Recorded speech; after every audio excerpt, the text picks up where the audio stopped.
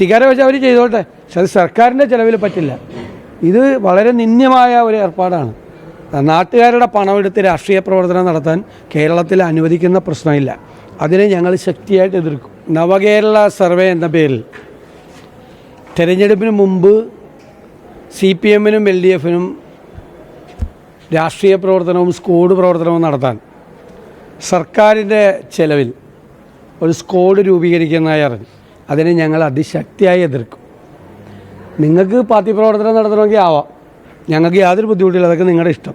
പക്ഷേ സർക്കാർ ചിലവിൽ, നാട്ടുകാരുടെ ചിലവിൽ സ്ക്വാഡുണ്ടാക്കി സർവേ എന്നുള്ള പേരിൽ രാഷ്ട്രീയ പ്രവർത്തനം നടത്താൻ അനുവദിക്കില്ല കേരളത്തിൽ ഒരു കാരണവശാലും.